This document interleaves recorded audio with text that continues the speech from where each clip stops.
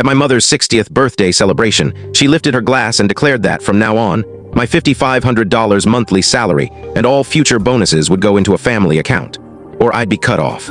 I muttered under my breath, "You can't be serious." But my older brother sitting beside her gave a solemn nod. I stood and left without a word. Hours later, their frantic calls flooded my phone. "You're not serious," I whispered, clutching the table's edge until my knuckles whitened. She didn't flinch.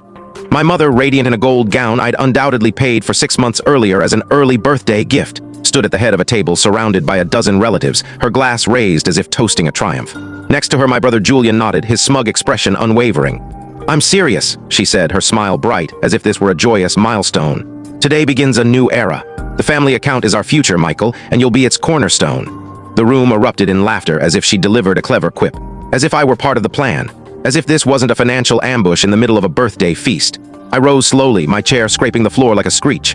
"You're kidding," I said, scanning the faces around me. My cousin averted her gaze, and Aunt Carla suddenly found her wineglass fascinating. "No," my mother replied, her tone light with a small shrug. "It's only fair. You're doing well, and this is what families do. We support each other. Except in our family, support was a one-way road, me giving, them taking." Julian crossed his arms. "We're building something greater than personal success. You owe it to us." I didn't respond. I grabbed my jacket from the chair, turned, and walked out. My mother's voice echoed down the hall, calling my name, but I kept moving. I reached my car, turned the key, and drove. No destination, just away. Hours later, sitting in the dark on my bed's edge, my phone buzzed relentlessly. First Julian, then Mom, again and again, then the texts began, "Call us back. It's urgent. You can't just walk out like that. Michael, we need to talk. Something's happened."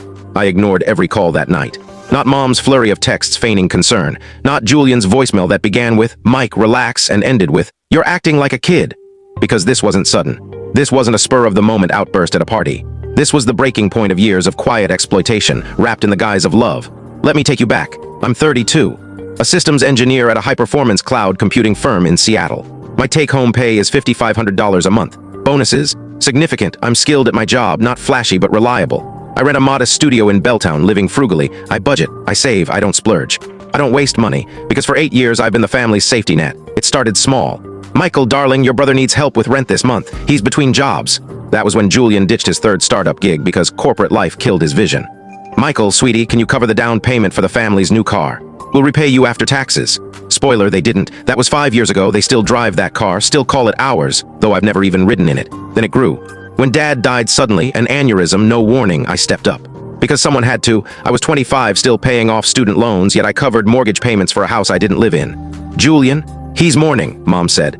He mourned all the way to a beach resort with his girlfriend 2 weeks after the funeral. So I... Want to hear the full story? Just tap the link below and enjoy the rest.